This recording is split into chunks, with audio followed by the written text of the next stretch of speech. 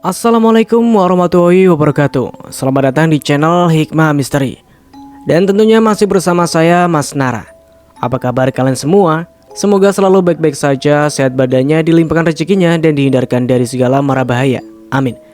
Di kesempatan kali ini saya akan menceritakan sebuah cerita treat horor dengan judul Tangisan Si Jabang Bayi. Cerita ini ditulis oleh Fatimah Syara. Oke, sebelum ke ceritanya, bagi kalian yang belum subscribe channel ini, silahkan bisa subscribe dulu dan aktifkan lonceng notifikasinya agar kalian tidak ketinggalan cerita dari channel Hikmah Misteri yang akan selalu menggetarkan hati kalian. Oke, terima kasih, and so get ready to be haunted. Sebuah cerita dari seorang tukang bangunan saat merehab sebuah rumah tua. Kisah di balik suara tangisan bayi yang sering terdengar di waktu tertentu. Pagi itu, Pak Sugi berangkat dari rumahnya cukup pagi. Ia baru saja mendapat panggilan dari mandor yang biasa mengajaknya bekerja sebagai tukang bangunan. Saat itu cuaca sedikit mendung, dengan udara yang masih beraroma pagi yang dingin, dan sinar matahari belum terlalu hangat. Ia berangkat dari rumahnya yang berlokasi cukup jauh dari tempat yang dikatakan oleh mandornya. Karena itu, ia memutuskan berangkat dari pagi agar tidak kesiangan saat sampai tempat di mana dia akan mulai pekerjaan. Setelah itu, setelah melalui jalanan yang cukup panjang, sampailah ia di tempat yang dikatakan oleh mandornya. Belum ada tukang atau laden lain yang sampai di tempat itu. Pak Sugi pun memutuskan untuk menunggu sambil menikmati kopi yang sengaja disiapkan oleh istrinya. Sesekali pandangannya menelusuri sekitar tempatnya berada. Ia duduk di sebuah bangku di depan emperan toko yang masih tertutup. Jalanan di depannya masih terlihat sepi. Hanya ada beberapa kendaraan yang berlalu lalang di sekitar jalanan itu. Di seberang jalan, Pak Sugi melihat sebuah bangunan tua yang sepertinya sudah lama tak dihuni. Dapat dilihatnya, halaman bangunan yang berbentuk seperti rumah itu sudah ditumbuhi tanaman-tanaman liar. Pagar bangunannya sudah berlumut, dan di beberapa bagian sudah ada yang hancur. Sepertinya sering digunakan oleh orang asing yang coba menerobos masuk dalamnya. Pak Sugi sempat menghentikan pandangannya ke arah bangunan yang ada di balik pagar. Sebuah rumah kecil sekitar tipe 36 dengan dinding yang sudah kusam dan kaca jendela yang sudah banyak yang pecah dan berdebu, sehingga dapat terlihat kondisi di dalamnya dari kejauhan. Kondisi di dalam di rumah itu terlihat gelap, seperti tak ada cahaya matahari yang masuk di dalamnya. Pak Sugi terus mengamatinya, diiringi suara dengungan knalpot motor yang berlalu lalang. Tiba-tiba ada sekelebat bayangan anak kecil yang berlari di dalam rumah itu. Sontak, Pak Sugi kaget dengan apa yang dilihatnya. Kopi yang sedang diseruputnya seakan langsung menyembur keluar dari mulutnya. Ia masih merasa heran bercampur ngeri saat pintu derek toko di belakangnya mulai berbunyi. Seseorang muncul dari dalam toko itu. "Permisi Pak, tokonya sudah mau buka." Seketika Pak Sugi langsung beranjak dari duduknya, mengambil tas yang berisi perlengkapan tukang dan makanan yang diberikan oleh istrinya. "Oh iya Pak, silakan." Si pemilik toko agak memperhatikan Pak Sugi. Saat dilihatnya apa yang dibawa Pak Sugi, sepertinya langsung menduga bahwa ia adalah seorang tukang bangunan. "Ngomong-ngomong, Anda ada kerjaan di mana?"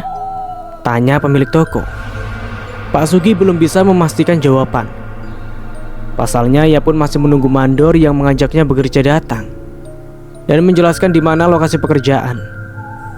Akan tetapi, dari arahan Pak Mandor saat berbicara di telepon, lokasinya berada di sekitar tempat itu. Yang diingat oleh Pak Sugi adalah nama si pemilik bangunan yang pernah disebutkan oleh mandornya. Begitu mendengar nama pemilik bangunan, si pemilik toko agak terkejut. Pasalnya, bangunan yang dimaksud oleh Pak Sugi adalah bangunan tua yang berada di depan toko itu. Anda perlu berhati-hati, Pak. Kalau benar akan merehab tempat itu. Kata-kata si pemilik toko membuatnya penasaran dengan cerita apa yang ada di bangunan itu. Hingga si pemilik toko menyuruhnya agar berhati-hati. Tempatnya agak angker, Pak. Jelas si pemilik toko dengan berbisik. Di depan sini juga sering ada kecelakaan. Sedangkan di rumah itu biasanya kalau malam sering ada suara tangisan bayi. Seketika Pak Sugi merasa merinding mendengar penjelasan si pemilik toko. Tahu tidak kenapa tempat itu rimbun? Masalahnya, setiap ada yang akan membersihkan pasti berakhir dengan kesurupan. Lanjut si pemilik toko. Tak berapa lama, beberapa orang yang terlihat seperti tukang berada di depan lokasi bangunan tua sambil mengamati ke arah bangunan. Pak Sugi yang mengenali mereka langsung berteriak memanggil salah seorang yang dikenalnya.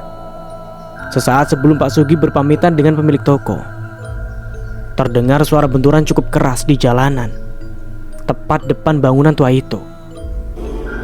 Orang yang mendengarnya pun cukup kaget dan segera berlari ke arah suara yang ternyata suara kecelakaan tunggal. Seorang pengendara sepeda motor menabrak trotoar jalan yang mengakibatkan pengendara itu jatuh dan motornya rusak karena menghantam trotoar. Orang-orang berlarian menolong pengendara itu, termasuk Pak Sugi dan pemilik toko. Pak Mandor yang baru tiba di lokasi itu ikut menolong pengendara motor yang hampir pingsan, lalu memindahkannya ke atas trotoar dan disenderkan pada dinding pagar bangunan tua itu.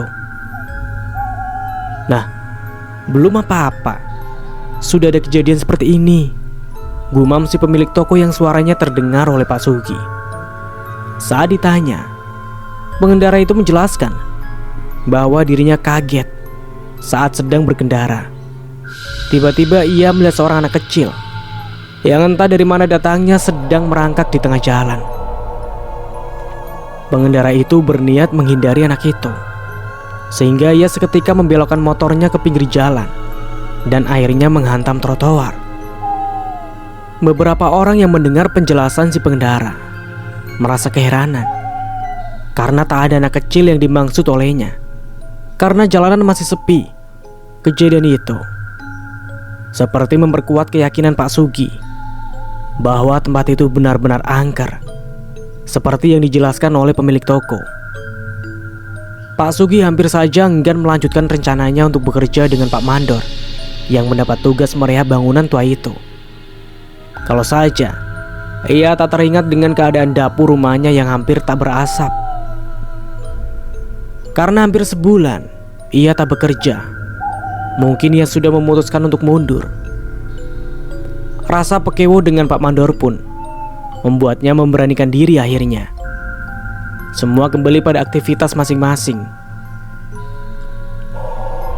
Para tukang sudah mulai membersihkan rerimbunan di dalam area pagar bangunan. Sedangkan pemilik toko sudah membuka toko sembakonya. Meski beberapa kali Pak Sugi melihatnya sedang mengamati para tukang yang sedang bekerja. Apa yang sempat dikatakan oleh pemilik toko itu sepertinya benar-benar terjadi pada hari itu juga. Setelah kejadian kecelakaan tunggal di pagi harinya, ada kejadian lain yang terjadi di siang hari mendekati waktu zuhur, saat para tukang sedang beristirahat kerja. Salah seorang tukang yang baru selesai menebang pohon tiba-tiba terdiam dan langsung masuk ke dalam rumah yang akan segera dibongkar. Pak Sugi dan beberapa tukang lain yang memperhatikannya merasa aneh dan keheranan. Pasalnya, tukang itu merangkak masuk ke dalam rumah, lalu langsung bersembunyi di dalam area bekas kamar mandi yang masih kotor. Hal itu disampaikan pada Pak Mandor yang langsung mendatangi bekas kamar mandi bersama beberapa tukang, termasuk juga Pak Sugi. Betapa terkejutnya mereka Saat tukang itu terlihat meringkuk sambil memeluk lututnya, tubuhnya jatuh ke lantai, sambil kepalanya mendongak ke atas dan matanya membelalak. Lalu, tiba-tiba si tukang itu berteriak, seperti sedang menangis, tapi dengan suara yang seperti bayi. Semua orang berlari ketakutan menyaksikan kejadian itu. Pemilik toko yang mengetahuinya kejadian itu langsung berlari menuju bangunan rumah tua itu. Di tangannya seperti memegang sebuah benda yang mirip seperti tasbih. Dengan ditemani oleh Pak Mandor, pemilik toko itu pun mendekati tukang yang bertingkah aneh di dalam kamar mandi. Dengan sigap, dikalungkannya benda mirip tasbih itu ke kepala tukang yang sepertinya sedang kesurupan. Seketika, tukang itu menggerakkan tangannya dan kakinya hingga posisinya seperti orang kejang. Tukang itu kembali berteriak kejang, dan tak berapa lama tubuhnya melemas. Sepertinya sesuatu baru saja keluar dari tubuhnya. Pemilik toko itu pun menyuruh beberapa tukang untuk segera mengevakuasi temannya dari tempat itu. Sedangkan Pak Mandor langsung melaporkan kejadian tak wajar itu pada seseorang yang memberinya tugas untuk merehab rumah itu. "Anda akan mulai pekerjaan di sini kok? Tidak membuat selamatan dulu?" tanya si pemilik toko. Pak Mandor yang masih agak panik dengan tergopoh-gopoh menjawabnya, Begini, sebenarnya aku sudah bilang pada pemilik rumah, tapi disuruh bersihkan tempat ini dulu, baru akan dibuatkan selamatan." "Dasar, Mas Hadi itu susah dibilangi." Si pemilik toko menggerutu, seperti menyalahkan pemilik bangunan tua itu. Si pemilik toko itu pun akhirnya menceritakan beberapa kejadian yang pernah terjadi di bangunan bekas rumah itu kepada Pak Mandor. Menurutnya, setelah cukup lama bangunan itu terbengkalai, lokasinya jadi berubah agak angker. Sering terdengar suara-suara aneh, dan muncul beberapa penampakan di sana. Kemungkinan karena lokasinya yang akhirnya jadi rimbun. Tempat itu pun kadang kala dijadikan tempat pembuangan makhluk astral. Pemilik toko sudah sejak dulu menasehati si pemilik. Dengan sering ia menjelaskan dan menasehati si pemilik rumah itu. Dan ia beberapa kali melaporkan bahwa bekas rumah itu sering dipakai untuk pembuangan jin. Tapi pemilik rumah seakan membiarkan hal itu. Mulanya, Pak Hadi, pemilik rumah itu, tak menceritakan alasan kenapa rumah itu ditinggalkannya. Tapi setelah bertahun-tahun rumah itu terbengkalai dan berubah jadi angker karena desakan pemilik toko, Pak Hadi pernah menceritakan sebuah kejadian. Tapi belum sempat pemilik toko itu menceritakan kejadian itu, si pemilik rumah tiba-tiba di lokasi. "Assalamualaikum." Terdengar suara salam yang diucapkan oleh seorang laki-laki yang berusia cukup lanjut. Dapat diamati dari kulit tubuhnya yang sudah banyak berkeriput dan suaranya yang sudah serak-serak disertai helaan nafas yang tersedak. Namun, dari perawakannya, orang itu masih terlihat bugar. Pak Hadi coba berkeliling ke setiap sudut lokasi. Dari raut wajahnya seakan sedang berusaha mengingat letak sesuatu. Pak Sugi yang tengah terduduk lelah terus mengamati lelaki tua itu. Setelah berkeliling ke lokasi, pemilik rumah mendekati ke arah Pak Mandor dan pemilik toko yang sedang membahas sesuatu. "Bagaimana kejadiannya, Dor? Kok bisa anak buahmu kesurupan?" Pak Mandor pun menceritakan apa yang terjadi hari itu. Dari sebelum para tukang membersihkan lokasi sampai akhirnya ada yang kesurupan. Setelah Pak Mandor menjelaskan kronologi kejadian, lalu si pemilik toko menimpali. "Nah, Pak Kaji, saya kan pernah bilang area sekitar sini itu memang jadi angker. Sejak pertama rumah ini dikosongkan, memang sudah sering ada sesuatu. Apalagi tempat ini malah jadi tempat pembuangan setelah jadi rimbun seperti ini. Pak Hadi, si pemilik rumah, mulai terlihat kebingungan dan merasa bersalah. Ya sudah, kalau begitu anak buahmu disuruh berhenti dulu.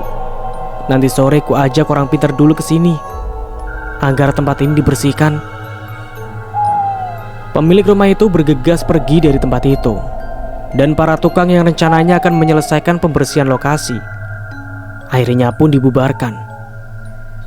Pak Mandor pun menyusul si pemilik rumah yang memanggil-manggilnya dari arah jalanan. Pak Sugi, yang tadinya hanya mengamati orang-orang itu berdiskusi, mencoba mendekati pemilik toko yang hendak kembali ke tokonya. "Ada apa sebenarnya, Pak?" tanya Pak Sugi. "Entahlah, Pak.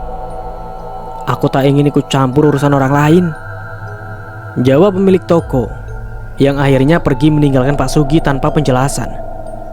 Pak Sugi hanya terdiam heran dan memperhatikan pemilik toko yang berlalu pergi.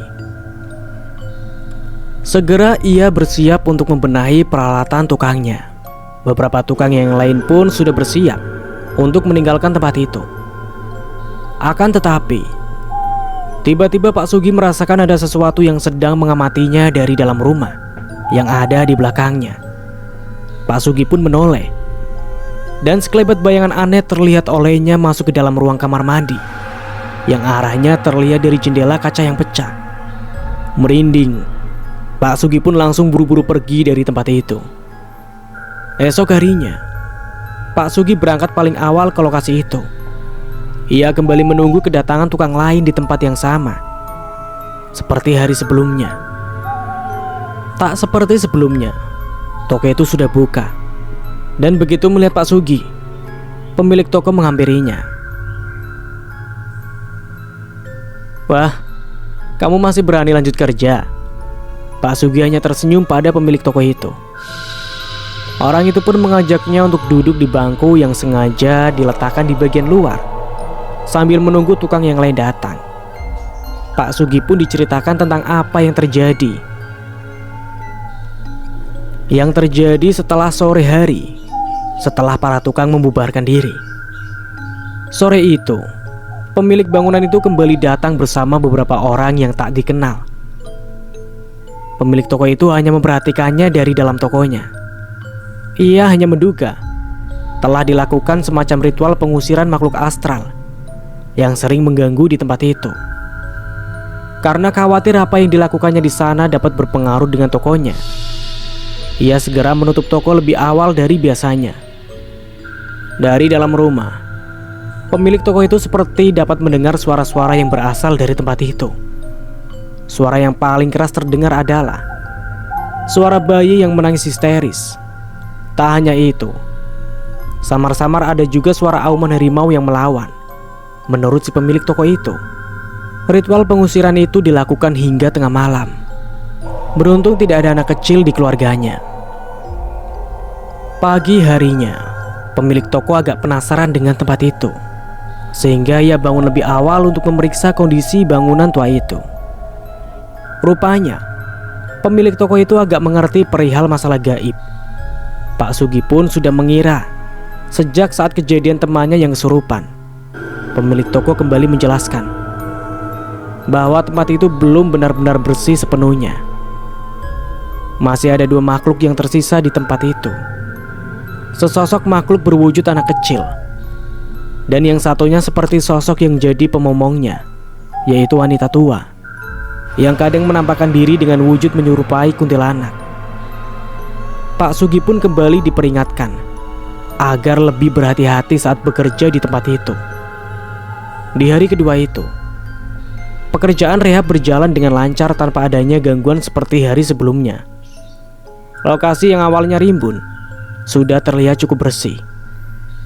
Beberapa hari kemudian, aktivitas kerja di lokasi bangunan tua itu sudah terlihat padat. Para tukang sudah ada yang menggali tanah dan memasang pondasi.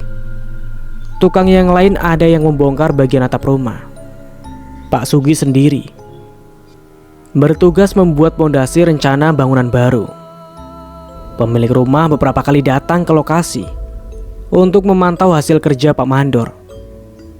Akan tetapi, berbeda dengan saat itu, ada hal lain yang membuat pemilik rumah datang dan membahas sesuatu permasalahan yang kelihatannya sangat penting dengan Pak Mandor. Pak Sugi yang masih bekerja tak begitu memperhatikan apa yang dibahas. Pikirnya mungkin keduanya sedang membahas masalah pembayaran proyek rehab di lokasi itu. Selang berapa lama setelah pemilik bangunan itu pergi, sebuah kejadian mengerikan kembali terjadi. "Pak De, kesini.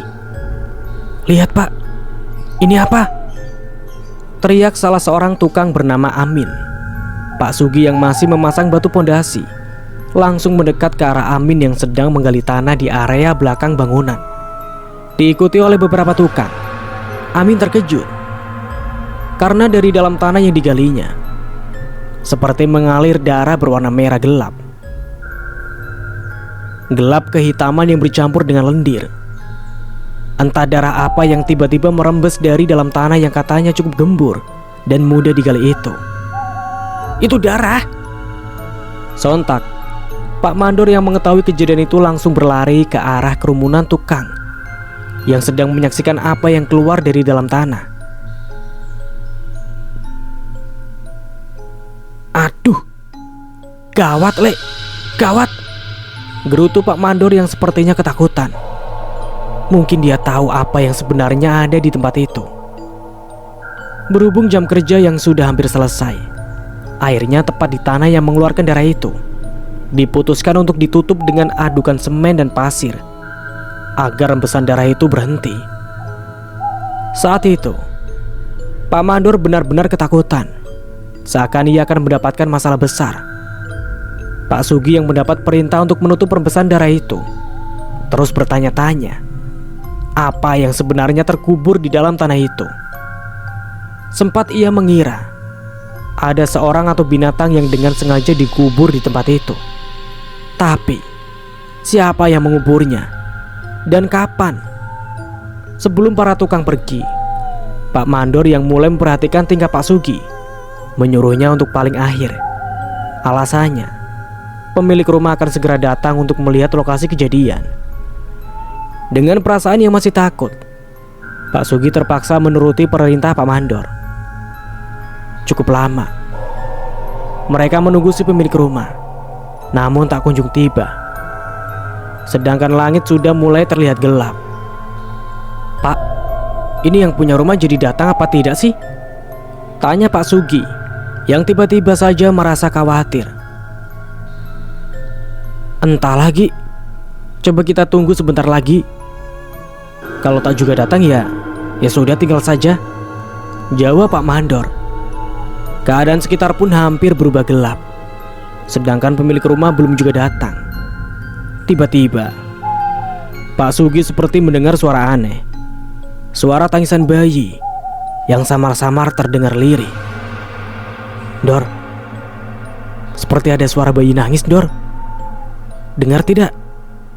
Pak Mandor pun terdiam dan ikut mengamati. Benar, dia pun mendengar suara itu dengan jelas. Semakin jelas saat keduanya coba mencari-cari sumber suara itu. Dan ternyata sumber suara itu berasal dari tempat yang tadi mengeluarkan darah. Kedua orang itu saling memandang, sama-sama merasa merinding mendengar suara yang semakin keras. "Dor, apa kita coba digali saja? Jangan-jangan di dalamnya ada bayi," ujar Pak Sugi. Pak Sugi langsung mencari cangkul untuk menggali tempat itu. Namun dengan cepat dicegah oleh Pak Mandor. "Jangan Gi, jangan." Saat keduanya mulai panik itulah suara tangisan bayi yang tadinya terdengar tiba-tiba berubah menjadi suara tawa wanita cekikikan. Karena kaget, kedua orang itu pun tanpa pikir panjang langsung berlari ketakutan meninggalkan tempat itu. tanpa mempedulikan motornya masing-masing. Pemilik toko yang sedang menutup pintu tokonya pun terheran melihat dua orang yang dikenalinya berlari ketakutan dari tempat itu. Selesai sholat, kedua orang itu terlihat kebingungan. Mereka teringat dengan kedua motornya yang masih berada di lokasi kerja yang ditinggalkannya, sehingga tak ada pilihan lain selain kembali ke tempat itu agar keduanya bisa pulang ke rumah masing-masing. Bagaimana ini? Kita harus ambil motor di tempat itu. Kalau tidak, bagaimana bisa pulang? Kata Pak Sugi kebingungan. Salah seorang jamaah musola yang merupakan warga sekitar melihat kedua orang itu, lalu bertanya pada mereka. Pak Mandor pun menjelaskan bahwa mereka berdua baru saja pulang dari bekerja, yaitu merehab bangunan tua tak jauh dari musola itu. Mendengar penjelasan Pak Mandor, tiba-tiba orang itu mengajak mereka untuk mampir ke rumahnya terlebih dahulu. Dan karena tak ada pilihan lain, akhirnya mereka pun menuruti tawaran orang itu. Silakan duduk dulu. Saya mau ganti baju dulu sebentar. Orang itu mempersilahkan Pak Mandor dan Pak Sugi untuk masuk dan duduk di ruang tamu rumahnya. Tak lama kemudian, orang itu pun keluar dan memperkenalkan diri. Nama saya Makmur, kata orang itu. Pak Mandor dan Pak Sugi pun memperkenalkan diri masing-masing. Pak Makmur pun menanyakan perihal pekerjaan mereka dan apa yang mereka alami di lokasi kerja mereka. Meski agak ragu, akhirnya keduanya menceritakan setiap kejadian yang mereka alami sejak awal memulai pekerjaan di tempat itu. Setelah mendengar ceritanya, Pak Makmur pun menyampaikan sebuah cerita yang berkaitan dengan tempat itu, sekaligus tentang keluarga yang pernah menempatinya. Menurut Pak Makmur, cerita itu sudah menjadi rahasia umum bagi warga sekitar tempat itu. Jadi, beliau bersedia menjelaskannya pada Pak Mandor dan Pak Sugi. Sebelum bercerita, istri Pak Makmur muncul menyuguhkan minuman untuk kedua tamu suaminya. Nah, ini istri saya. Dia juga tahu cerita di bekas rumah Pak Hadi itu, ujar Pak Makmur. Istri Pak Makmur pun ikut duduk di ruangan itu dan ikut membahas ceritanya. Sore itu pun, Pak Sugi dan Pak Mandor pun akhirnya mengetahui sejarah kelam yang terjadi di rumah itu. Awalnya, Pak Hadi dan seluruh keluarganya tinggal di rumah itu. Menurut cerita Pak Makmur, Pak Hadi punya seorang anak perempuan yang saat itu masih remaja. Usianya seumuran dengan istri Pak Makmur. Bahkan menurut Pak Makmur, dulu anak Pak Hadi dan istrinya sempat berteman baik. Suatu ketika, ada hal yang memalukan terjadi di keluarga itu. Anak Pak Hadi hamil di luar nikah. Sayangnya, kehamilan anak itu baru diketahui setelah usia kandungannya berumur hampir 7 bulan. Bentuk tubuh anak Pak Hadi yang memang kecil membuat orang lain tak menyadari bahwa telah ada kehidupan di dalam rahimnya. Pak Hadi yang akhirnya mengetahui kehamilan itu sangat marah dan hampir membunuh putrinya sendiri. Untungnya, hal itu tak sampai dilakukan, dengan sebuah konsekuensi yang kemudian menjadi alasan mereka pindah dari tempat itu. Pak Hadi memaksa anaknya untuk menggugurkan janin yang sudah bernyawa dalam rahimnya dengan dibantu oleh seorang dukun pijat. Prosesi pengguguran janin dilakukan di dalam rumah itu. Hampir tak ada yang mengetahui cerita pengguguran itu. Sayangnya, selang beberapa hari, anak Pak Hadi dilarikan ke rumah sakit karena mengalami pendarahan cukup parah. Beberapa warga yang saat itu penasaran dengan kondisi anak Pak Hadi berdatangan dan mencari tahu apa yang sebenarnya terjadi. Istri Pak Makmur adalah seorang saksi dari kejadian itu. Sebelum akhirnya meninggal, anak Pak Hadi sempat memberitahukan kepada istri Pak Makmur yang saat itu masih muda bahwa ia baru saja menggugurkan janin hasil hubungannya dengan kekasihnya. Anak Pak Hadi pun sempat meminta istri Pak Makmur untuk menyampaikan pada orang tuanya agar jika ia meninggal, ia ingin janin yang digugurkan itu dipindah kuburannya di dekat makamnya. Saat anak Pak Hadi itu meninggal, istri Pak Makmur sudah berusaha menyampaikan amanah itu. Namun, justru kemarahan dari keluarga Pak Hadi yang diterimanya. Karena merasa aib keluarganya sudah terbongkar, Pak Hadi dan keluarganya memutuskan untuk pindah dari rumah itu, dan akhirnya menaruh benci pada istri Pak Makmur dan keluarganya. Amanah itu belum dilaksanakan saat keluarga Pak Hadi pindah dari rumah itu. Dan saat mendengar cerita dari warga sekitar tentang rumah yang berubah jadi angker itu, istri Pak Makmur sudah menduga bahwa suara tangisan bayi yang sering terdengar dari rumah itu adalah suara sosok janin yang pernah dikuburkan di suatu tempat di sana. Apa yang disampaikan oleh Pak Makmur semua membuat Pak Sugi semakin merinding. Namun berbeda dengan Pak Mandor, tak ada rasa takut tergambar dari raut wajahnya. Justru Pak Mandor terkesan begitu penasaran saat Pak Makmur sedang bercerita. Sepertinya Pak Mandor sudah sedikit tahu perihal ada kuburan janin di lokasi itu. Tapi ia baru mengerti janin siapa yang dikuburkan di bekas rumah yang terbengkalai itu dari cerita yang disampaikan oleh Pak Makmur. Pak Mandor seperti mendapat versi lain dari cerita tentang rumah itu. Istri Pak Makmur pun menambahi ceritanya.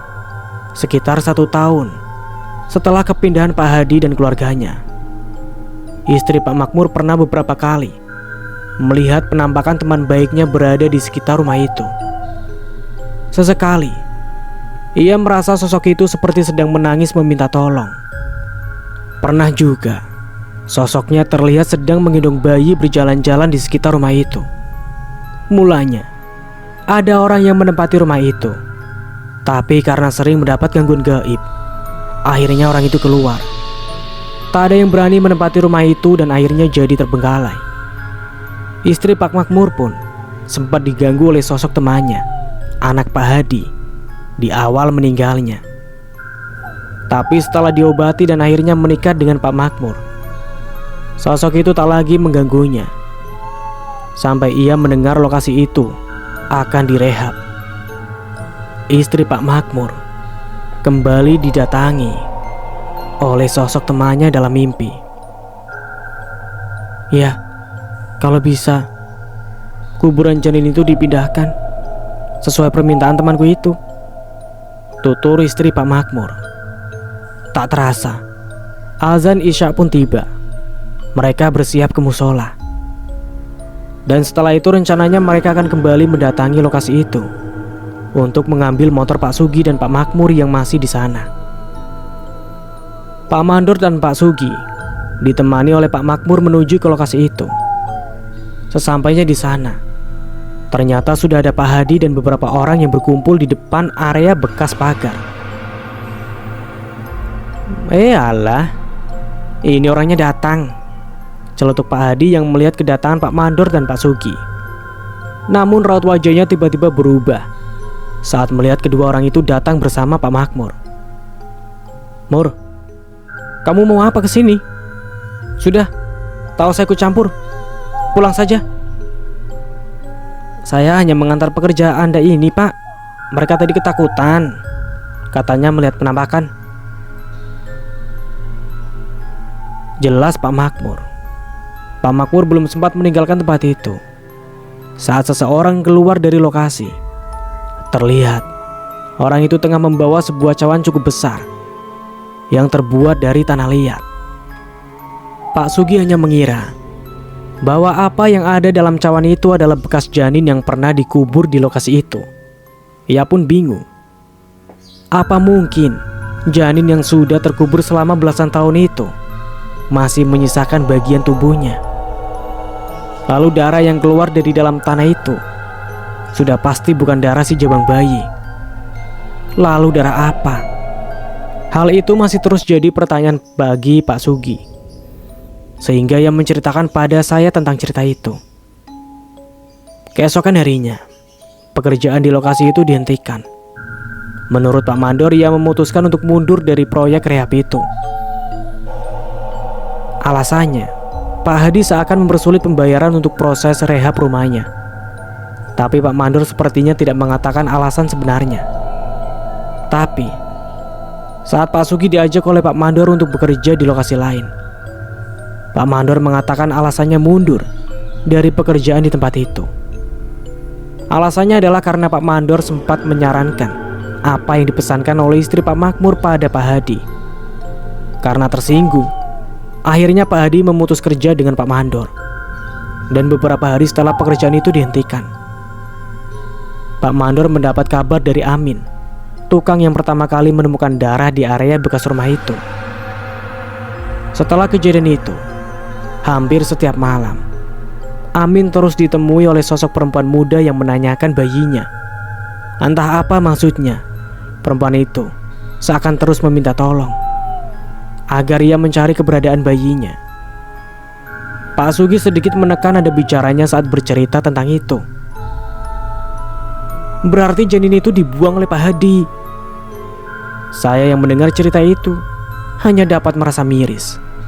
Kok segitu teganya Pak Hadi pada anak dan calon cucunya sendiri? Karena hanya mempertahankan nama baik keluarganya, ia rela mempertaruhkan nyawa 2 orang keluarganya sendiri. Semoga dari kisah tersebut ada hikmah dan pelajaran yang dapat kita ambil. Saya pribadi mohon maaf apabila ada kesalahan kata dalam menyampaikan cerita. Dan cerita pun selesai.